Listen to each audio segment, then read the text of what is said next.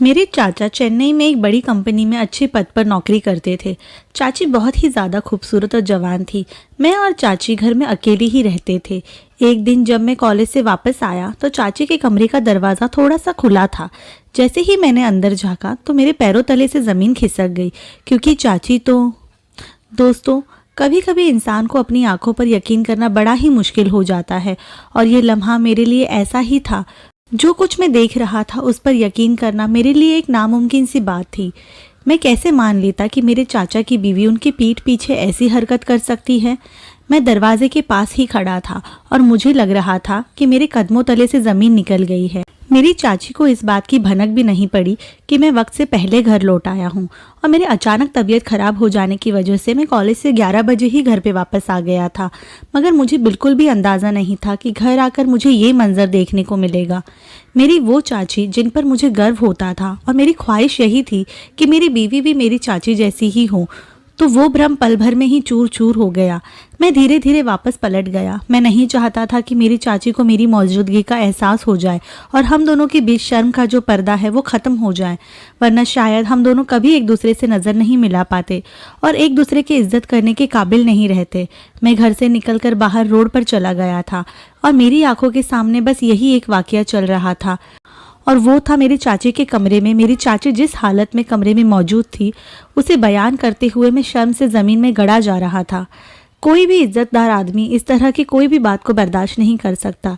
मुझे चाची के साथ रहते रहते 5 महीने होने वाले थे, लेकिन 5 महीने में एक बार भी मुझे इस बात का एहसास नहीं हुआ था कि मेरी चाची के दिल में इतना सारा क्या चल रहा है और ये हलचल कैसे मच रही है। इतनी भोली और सीधी सादी दिखने वाली मेरी चाची ने तो आज सारी हदें पार कर डाली। ये जानकर आपके भी रोंगटे खड़े हो जाएंगे। मेरी चाची अपने पति की गैर मौजूदगी में उसके घर में क्या कर रही थी। दोस्तों, मेरा नाम आदित्य है। मैं छोटे से गांव से हूँ और मेरी ज़िंदगी में ऐसा टाइम आया कि मुझे पढ़ाई करने के लिए अपना घर छोड़कर शहर जाना पड़ा। हमारे हालात बहुत ही ख़राब थे, इसीलिए मैं रूम का किराया भी नहीं दे सकता था। जब मैं शहर गया तो पढ़ाई के साथ साथ मैंने छोटा मोटा काम भी करना शुरू कर दिया। शहर में तो मेरे चाचा भी रहते थे, लेकिन मुझे उनके घर जाकर रहना अच्छा नहीं लगा, क्योंकि उनकी शादी को बस 2 ही महीने हुए थे। लेकिन जैसे ही मेरे चाचा को पता चला कि मैं कॉलेज की पढ़ाई करने के लिए शहर आया हूँ और उनसे मिलने नहीं आया, तो मुझे फ़ोन करके उन्होंने बहुत नाराज़गी जताई।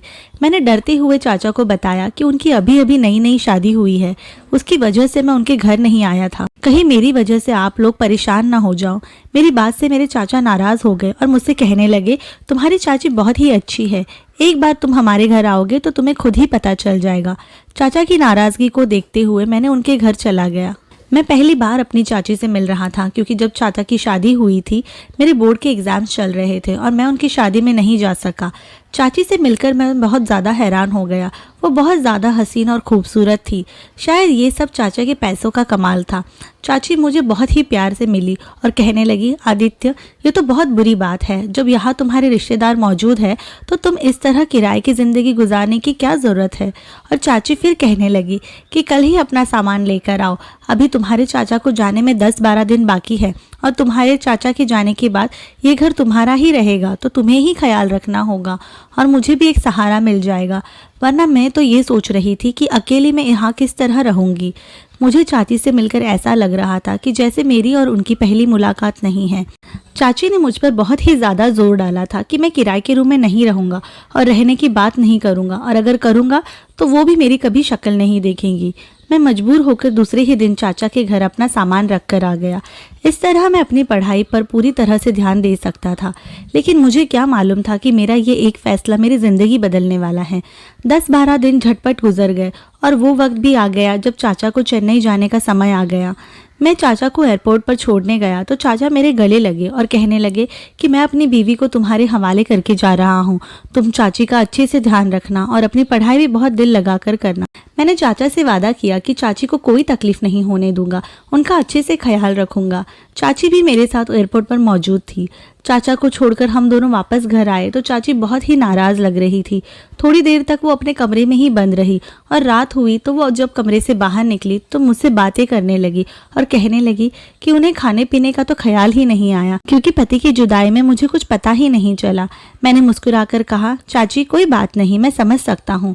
मेरी बात सुनकर वो कहने लगी, मेरा नाम नैना है और तुम मुझे नैना कर कर ही पुकारा करो। मेरी और तुम्हारी उम्र में बराबर का ही फर्क है, तो तुम मुझे चाची कहते हुए अच्छा नहीं लगता। चाची की ये बात सुनकर मैं जोर जोर से हंस पड़ा। और वो ठीक ही कह रही थी। उम्र में तो तकरीबन वो मेरी ही बराबर की थी, लेकिन मेरा इस तरह से उन्हें नाम से पुकारना अच्छा नहीं लगता था। और फिर जब तक चाचा यहाँ थे तो मैंने कभी भी चाची को नाम से नहीं पुकारा, और चाचा के जाने के बाद कैसे उन्हें नाम से पुकार सकता था। लेकिन बार बार चाची कहती, आदित्य तुम मुझे नाम से ही पुकारा करो। चाची के बार बार कहने से मैंने उन्हें नैना कहकर पुकारना शुरू कर दिया। उनका रवैया मेरे साथ बहुत ही अच्छा था। इस तरह मेरा ख्याल रखती कि मुझे किसी चीज़ की कमी नहीं होती। मैं जब कॉलेज से लौटकर घर आता तो मेरे इंतज़ार में बैठी रहती और मेरे साथ ही खाना खाती।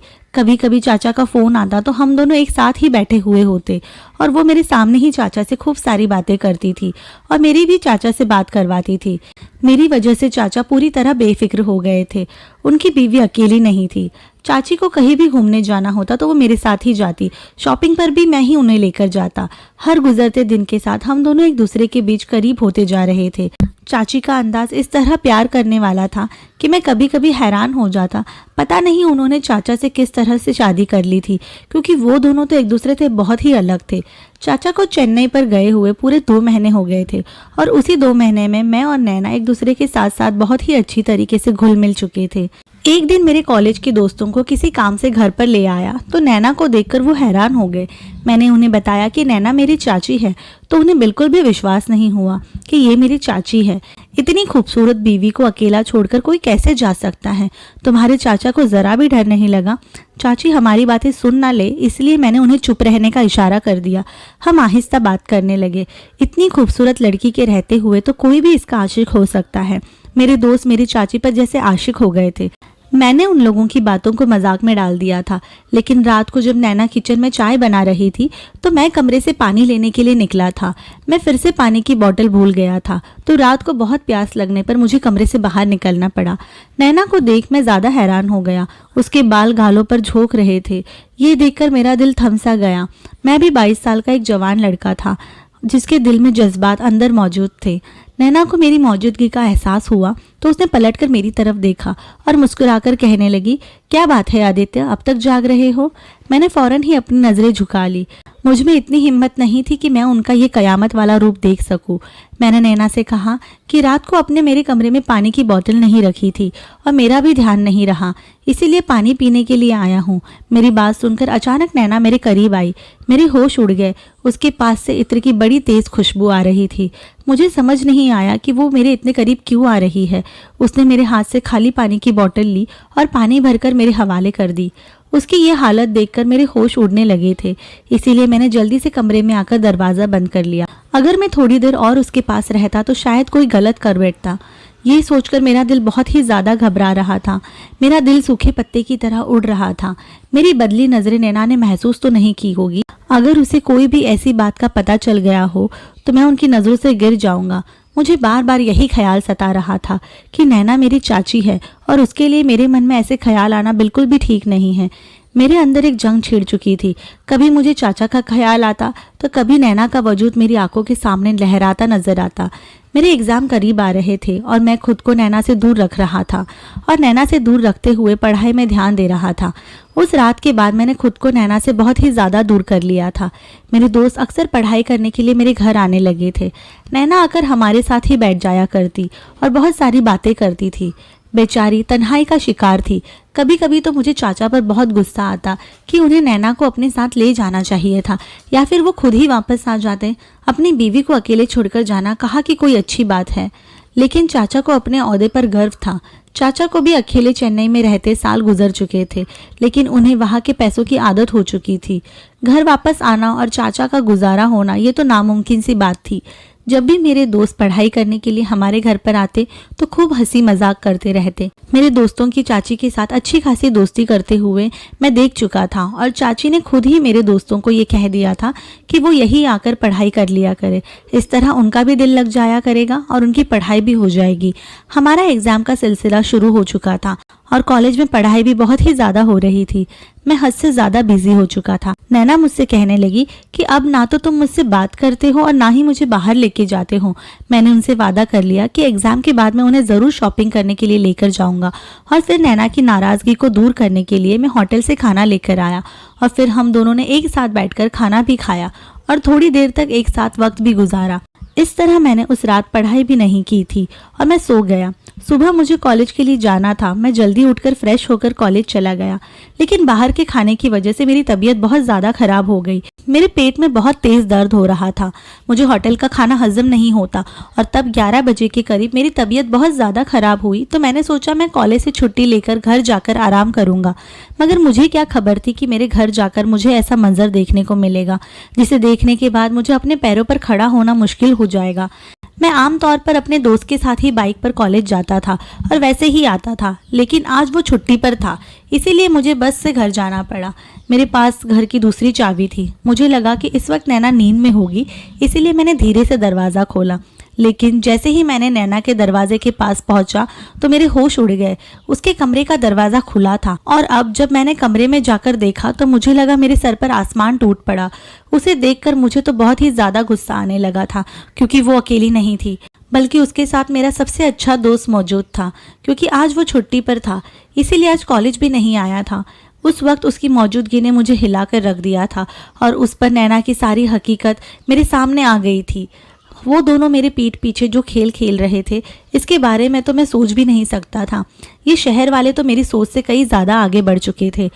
नैना उससे कह रही थी कि तुम्हारा दोस्त आदित्य वाकई में नामर्द लड़का है। कई दिन से मैं उसके करीब आने की कोशिश कर रही थी, लेकिन उसके लिए इस सब के कोई मायने नहीं थे। और फिर हर गुजरते दिन के साथ मुझे इस बात का यकीन हो गया कि वो नामर्द है। जैसे मैं पूरी तरह तन्हाई में थी, लेकिन उसने मेरी तरफ कभी भी नज़र उठाकर नहीं देखा। तो मेरा दोस्त हंसकर कहने लगा कि कोई बात नहीं नैना, तुम्हें मैं मिल गया हूँ, अब मैं तुम्हारे हर दुख दूर कर दूंगा। तो नैना कहने लगी, बाकी चाचा भतीजे तो सच में नामर्द थे। एक तो मुझे तन्हा छोड़कर चला गया और दूसरे को तो मैं तन्हाई में मिली तो उसने मुझे पूरी तरह नज़रअंदाज कर दिया। मैं कब तक इस तरह से ज़िंदगी गुजारूं? मेरा पति समझता है कि वो मुझे ढेर सारे पैसे देकर अपने साथ हमेशा के लिए बांध के रख सकता है। इस वक्त उसे इस बात का एहसास नहीं हुआ कि मुझे सिर्फ उसके पैसों की नहीं बल्कि उसके साथ की भी बहुत ज़्यादा ज़रूरत है। मेरे लाख रोकने के बावजूद भी वो मुझे छोड़कर चला गया। फिर मैं क्यों ना दूसरा रास्ता अपनाऊं? नैना खुले लफ्ज़ों में अपनी हकीकत मेरे सामने रख रही थी। मैं घर से बाहर खामोशी से निकल आया था। मैं फुटपाथ पर बैठकर सोच रहा था कि नैना गलत है या फिर मेरे चाचा, क्योंकि मेरे चाचा ने नैना को अकेला छोड़कर चले गए थे और उन्हें ऐसा नहीं करना चाहिए था। लेकिन नैना किस तरह उनके इज्जत की धज्जियां उड़ा रही थी, वो भी तो बिल्कुल ठीक नहीं था। बहुत सोच समझकर मैंने एक फ़ैसला किया और अपने चाचा को फ़ोन कर दिया और उन्हें सब कुछ बता दिया कि नैना उनके बगैर बिल्कुल भी ठीक नहीं है। वो सारा वक्त आपकी यादों में खोई रहती है और अगर ऐसा ही चलता रहा तो वो तन्हाई के मारे मर भी जाएगी। इसीलिए चाचा उसे अपने साथ उधर लेकर चले जाए। चाचा ने कहा, मैं खुद ही अगले हफ्ते वापस आ रहा हूँ और नैना को एक अच्छा सा गिफ्ट देना चाहता हूँ। चाचा की ये बात सुनकर मैं बेफिक्र हो गया था। मैं दोबारा किराए के रूम में जाने की बात कर ली थी और अपना सारा सामान जमा कर लिया था। मेरी चाची ने मुझे मोहब्बत से इसीलिए रोका था क्योंकि वो मेरा फ़ायदा उठाना चाहती थी। जब मैं उनके काम ना आ सका तो उन्होंने मेरे दोस्त को अपना निशाना बनाया और अपनी ख्वाहिश पूरी करने लगी। मुझे यकीन था कि चाचा घर आएंगे, उसके बाद चाची ऐसी कोई हरकत नहीं करेगी। मैं नहीं चाहता था कि उन दोनों का रिश्ता ख़त्म हो जाए, क्योंकि गलती दोनों की तरफ से थी। इसीलिए मैंने सारी सच्चाई अपने दिल में ही दफन कर ली थी और चाचा के आने के बाद खामोशी से मैं चला गया था। दोस्तों, आपको क्या लगता है कि मैंने चाचा से ये बात छुपाकर सही किया या गलत? और इस सब में सच में गलती किसकी थी? आपकी राय कमेंट बॉक्स में ज़रूर बताएं और मैं उम्मीद करती हूँ कि आपको ये कहानी अच्छी लगी हो। कहानी अच्छी लगने पर लाइक और शेयर ज़रूर करें और ऐसी कई दिलचस्प कहानियाँ सुनने के लिए आपके कहानी सुनो चैनल को सब्सक्राइब करना ना भूलें और हाँ, नोटिफिकेशन बार ज़रूर दबाएं ताकि अपडेट सबसे पहले आपको मिले। धन्यवाद।